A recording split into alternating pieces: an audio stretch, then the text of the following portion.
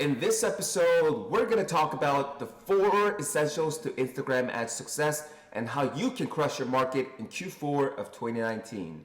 I'm going to share with you all different ad strategies that's been working incredibly well on Instagram and Facebook. And I'll also share with you full funnel Instagram ads formula that's been generating 6, 7, and 8 figures selling physical products and how you can do the same. My goal here today is for you to take away just one thing. You don't have to take away everything, just one and you'll be good to go. And if you're new to Instagram ads, I definitely encourage you to stick around because this will save you a ton of money and time. You ready? Let's get started. Alright, so just to go over the agenda for today, I'm going to walk you through the biggest pitfalls to avoid as a direct-to-consumer business when using Instagram ads, the 2 things that over $100,000 in monthly recurring revenue e-com stores have in their business versus struggles who do not, the 4 key elements to scaling Instagram ads profitably, and I'm going to take one step further and show you a simple, proven formula for building brand assets, loyalty customers, as well as different ad creatives and content types you can start leveraging today for compound revenue growth. Just before we start, I could also send out a link to this deck. I'm jam-packing this with a ton of information, so don't stress. Don't try to write everything down. I'm going to provide a link at the end to download. But yeah, we're going to power through a ton of information, and please feel free to ask any questions. Great, so a little bit of intro to Swipe Right Media. We purely exist to give voice to the world's best ideas, and especially we partner with growing brands and e-com entrepreneurs who are looking to leverage paid advertising on platforms like Facebook, Instagram, Google, YouTube, Snapchat, and we help them with their ad spend. And then a little bit about me. I'm David Kim, head of growth at our agency, and I manage the overarching paid media strategy on our top account, spending over $10,000 each month. And the great thing about working at an agency is that we have access to data across different segments in e-commerce, and we get to do a lot of testing. And what I've realized over the last few years being in this game and watching these breakout, fast-growing e-com businesses who are absolutely crushing their market, they by and large have these 2 systems in place. And when I say crushing, I mean doing at least the 6 figures in monthly recurring revenue. And of course, there are other factors into place that are part of the equation to success, like customer service, shipping time, on-site experience, etc. But I'm only talking from the standpoint of paid traffic strategies using Instagram and Facebook ads. And what I've found is that once you have these 2 pieces in place, then it's fairly easy to scale most products to $1 million or more. The first thing that you need is highly targeted, qualified traffic that allows you to spend money at scale on a consistent basis to acquire new customers. And the second thing that you need are the systems that will automate, trigger, and convert those prospects who will keep coming back for you over and over and over again. And the key phrase here is coming back for over and over and over again. This is the game in business today. It's not about the first sale. It's about the second and the third. That is how you scale. You don't scale on sale number 1 and try to rinse and repeat. You break even on sale number 1. With how much ads cost nowadays, if you want to scale, you need the second and the third, right? So let me show you an example. So this, what you're looking at right now, is a basic front-end funnel for most physical product sellers in a nutshell, right? So going by this equation here, if the CPA is $15 and that sale is $50, that will give you the $35 remaining for profit, right? And this is what the 8 out of 10 sellers would do. You ready? This is what most sellers do. They take that profit, put it in their pocket, or put it all the way back into the top of the funnel and repeat that process 100 times. And yes, this basic funnel was a killer in 2018. People were getting 45x just simply having this front end funnel, but it's 2019 and it's time to start selling like one. The market is becoming more competitive than ever and your ad dollars are rising at record levels. And if your ads are just doing fine with this front end funnel, I'm happy there. But if you're in this early stage startup trying to disrupt an established market and you want to grow beyond 7 and 8 figures fast, you need to start doing this. Instead of spending all that profit back into acquiring a brand new customer, it's a whole lot cheaper and easier to sell to that same customers. This works especially well for brands that sell consumables like supplements, skincare, and beauty. But even if you're not an exception. How did I come up with these numbers? Well, according to Bain & Company, increasing customer retention rates by 5% increases the profits by 25 to 95% across industries. And according to Forbes, it can cost 5 times more to attract a new customer than it does to retain an existing one. So if you're looking at up to this point, right? Let me see. Yes, so if you're looking at the front end funnel that remains the same until this point, right? You pay the 5 times less an amount from the initial cost per acquisition to retain that same customer. That's equal to 3. And then you make an offer, let's say you give a 20% discount right off the bat, or you make a cross-sell offer for them to actually come back. And then what you do afterwards is to have them enroll in some kind of loyalty or some VIP program with either a one-time or a recurring subscription base, which I'll get into that later.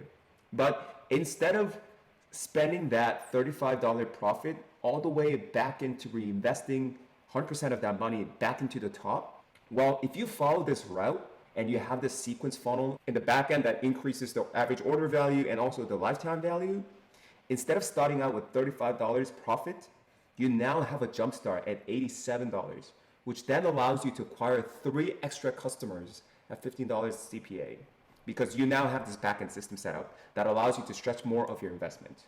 The reality is not everyone's going to sign up for that upsell or that loyalty, right? But even if you have this one customer out of 5 who buys in all the way to the loyalty program, you now have a lot more profit to reinvest back into the top. And guess what? The best part is that you can do this all within the platform, which if you look at the history of media, there hasn't been any platform quite like Facebook that enables advertisers to raise brand awareness by telling stories and leverage lower funnel acquisition and retention strategies all at the same time.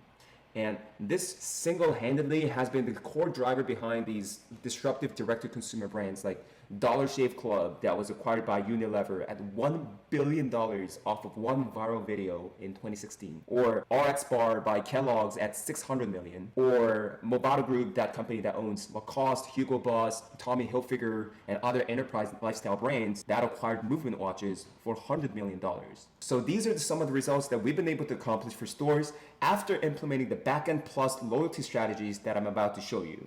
Now that we know what these 2 core pillars are, how exactly do we build that system and the traffic? Well, when it comes to building out a highly scalable e-commerce funnels, it comes down to these 4 essentials.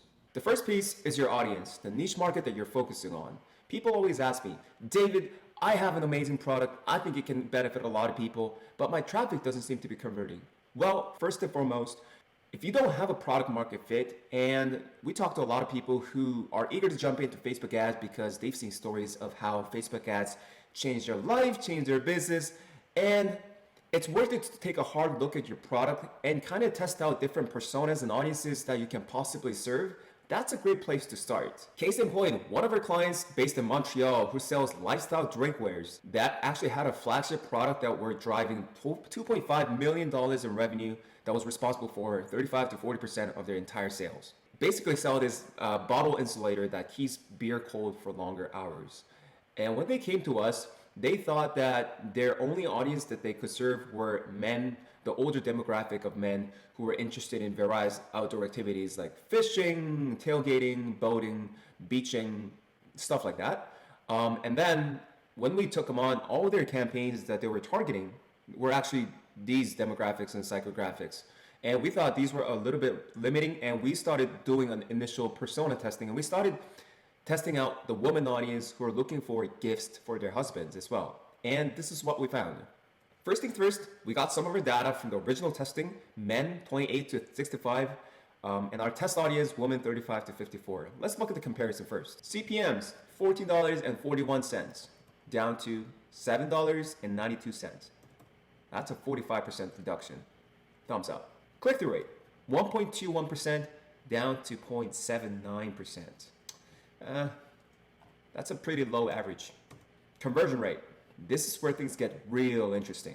1.57% to 2.66%. Now, what this tells us is that although we did get less traffic from the woman audience, the clicks that we did get compared to the men were a lot highly qualified and highly targeted traffic.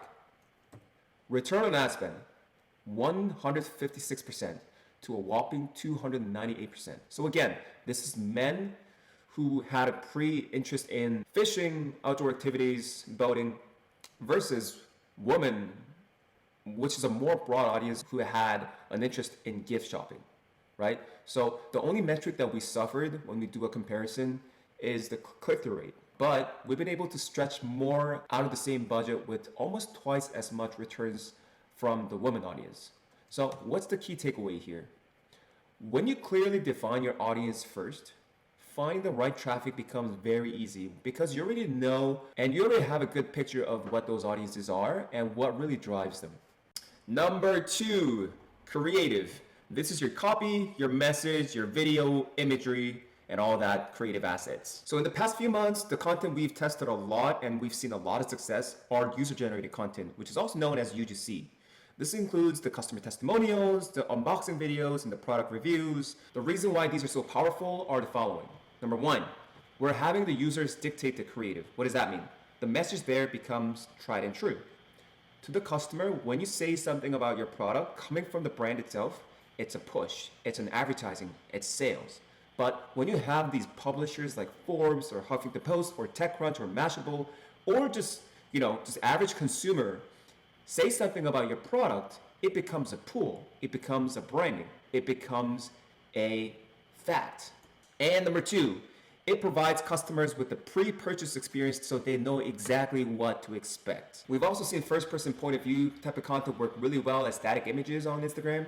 Really, again, going back to that framework of the end user in mind, of how brands can create content that allows the users to share the collective experiences by having these products, right? You're literally walking these people through the pre-purchase experience of how they can envision themselves, how they can situate themselves in their life and make a better version of themselves through these products.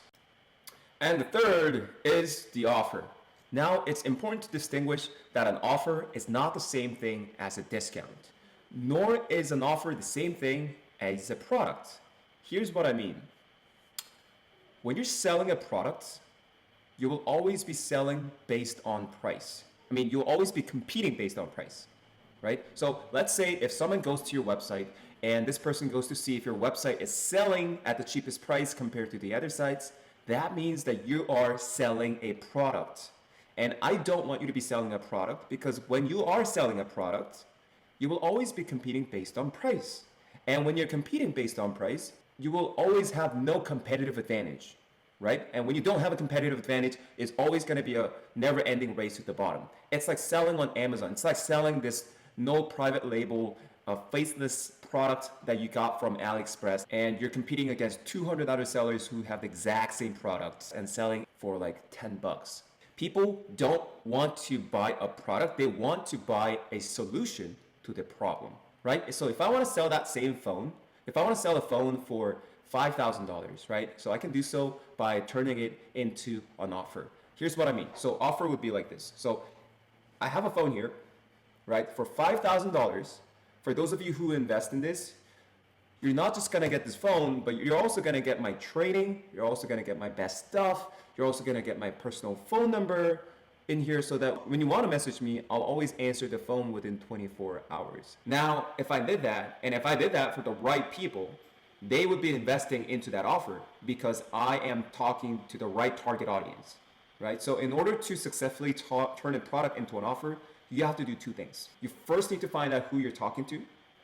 And second, figure out the result they want to generate. So in order to figure out what's the result they want to generate, you have to figure out who those people are that you serve, right? And once you know the result you want to generate, that's when you can start to create that offer. And in just a moment, I'm going to share with you the exact formula, that full funnel Instagram ads formula that I talked about. We used to sell $50 million of physical products. But before I do, I need to tell you this. The mistake that I see most e-com sellers make at the point of the first touch point is that they try so hard to make all their money on the first sale, and they show no love to the customers afterwards. And this is a very short-sighted mistake. Here's what I mean. Here's an example of a conversion sales process for 99% of the sales online. You ready?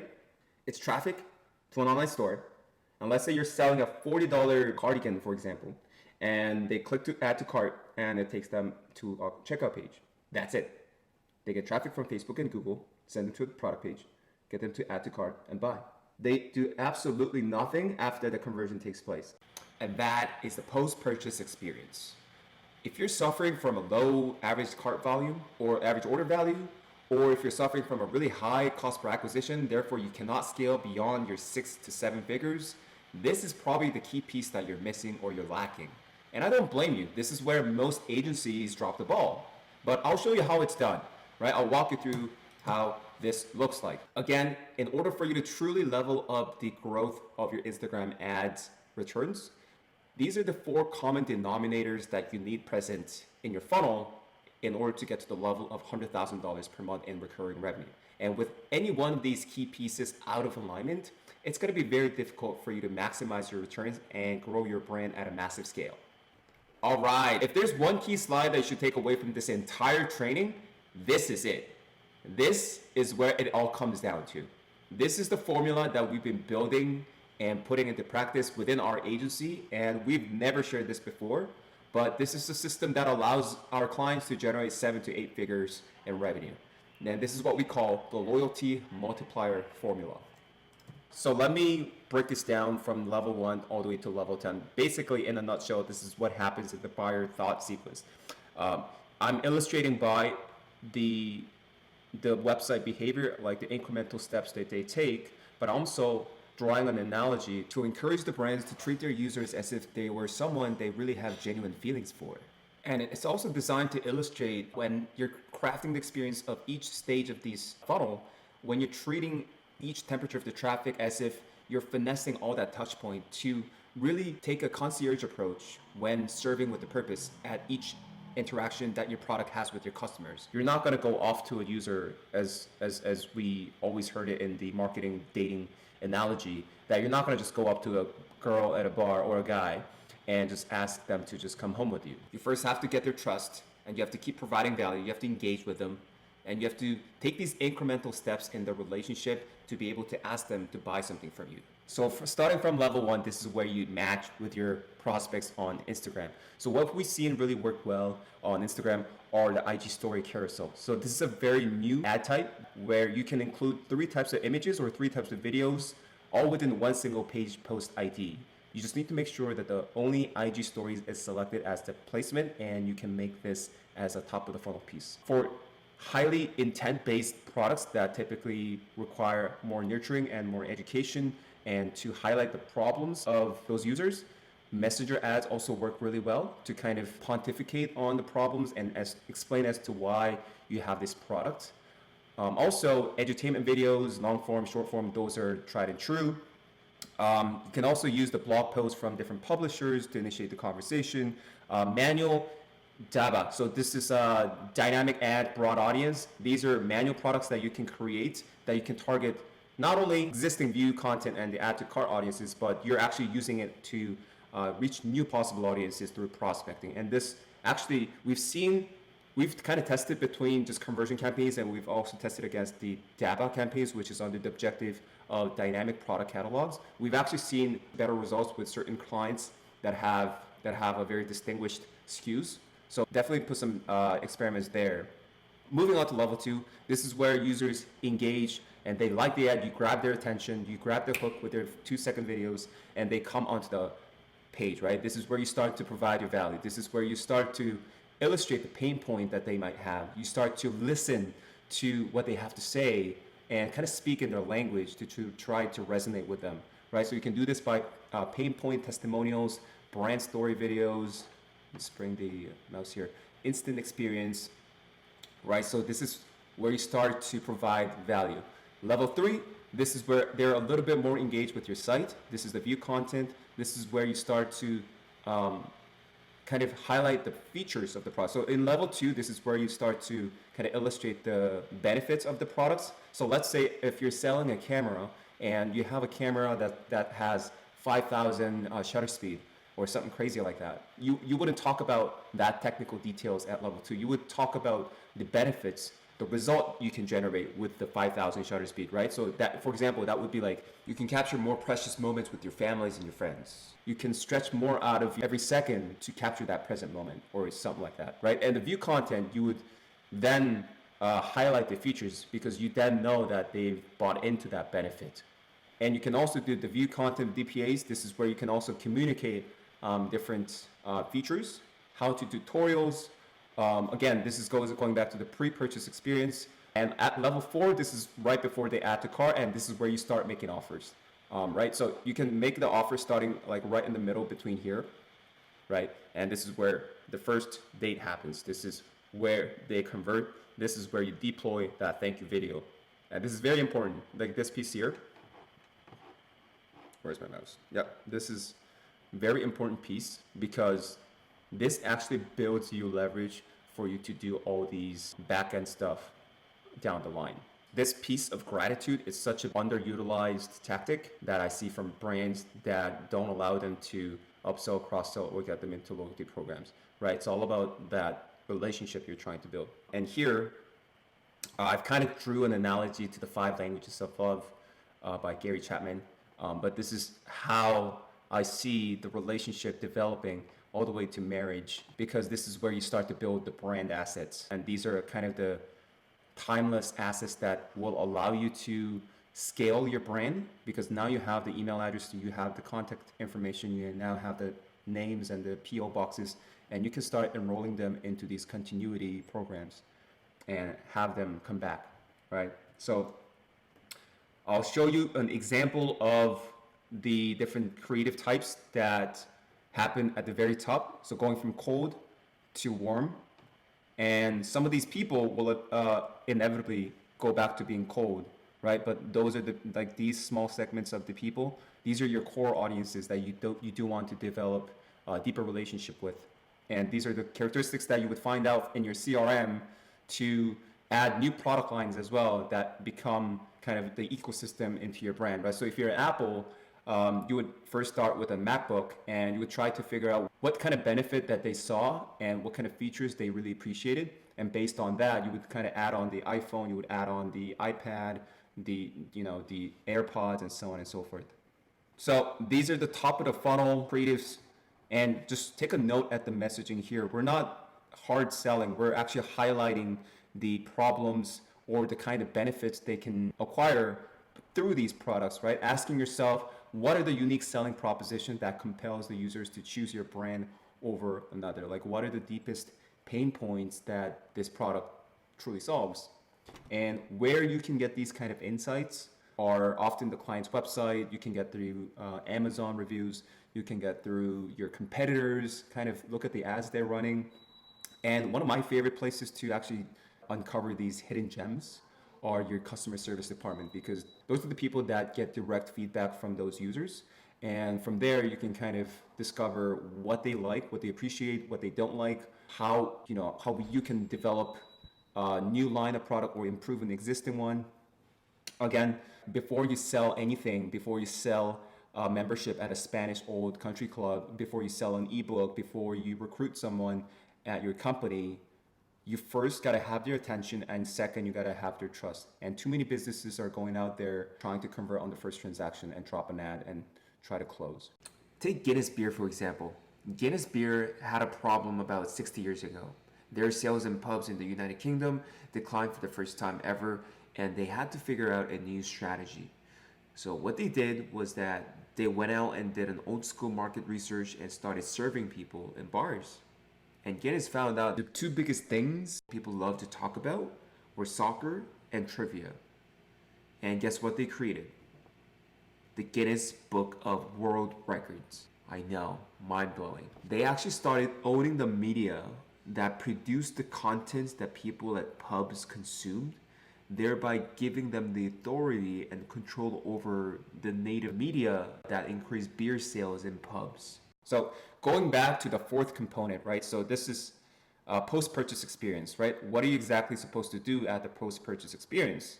Well, one of the things that's been trending really well in e-commerce, and I think you should be implementing right away moving into 2020, having some kind of loyalty program, subscription model, or some kind of VIP enrollment. A lot of the brands that I talk to don't really have this right now because they don't know what to build as a loyalty program. And what I always recommend everyone to do these days is to make their business into some sort of a subscription model, like halfway e-commerce, halfway subscription. And this is very important because the costs are rising very fast on Facebook. If you're using Shopify, just get the Recharge app, and it's fairly easy to set up, and then charge like $5 to $10 a month to be in your VIP club, and then offer the perks of getting a forever 15% discount or like a 2-day shipping, and they can get exclusive insider news first in the line on new products, and you can create these as offers themselves. But the point is to make them pay for something cheap, like $5, $10 a month or whatever, and then they're gonna buy more stuff because they're paying for that membership. It's just like Amazon. You pay for that membership, whether it's $6 per month on Prime, and you get 2-day free shipping plus hassle-free returns. And that's the cost people are willing to pay for the value of the membership. And that's the key. You're not extracting resources out of these people for nothing, but you're stacking value on things that matter to them the most. According to the stats of 2018, Prime members spend on average of $1,400 on Amazon, whereas non-Prime members spend around $600. And I would say that's a pretty sizable discrepancy. And that means Prime members have more than twice the annual spend of non-Prime buyers, just off of $6 a month, the $72 annual membership. So you can say from there, Prime members tend to be loyal, a lot more loyal buyers because they already like to shop on Amazon on a regular basis. But from a psychological retention standpoint, this definitely plays a role in in the role of the buyer in the mind of that user wanting to make the most out of their membership they paid. So they're spending more at the end of the day, if that makes sense. You can do the same thing, like once you build up like 1,000 customers at $5 a month, that's still $5,000 a month in recurring with no products having to send out. It's free money basically. Like you would have given people a 10% coupon anyway, right? So once again, it's about how you position it and how you package it and how you deliver on that offer. What you're doing then is doing a very good job of separating a basic discount code and a customer loyalty program, right? You're not just undercutting the value of your products, you're actually adding the value on top to make it more appealing, make it more irresistible for them to actually buy. And with that being said, this is a wrap for this training. If you guys do have any questions, please feel free to reach out at david@swiperightmedia.com. I'm always here to help. I'll see you guys next time.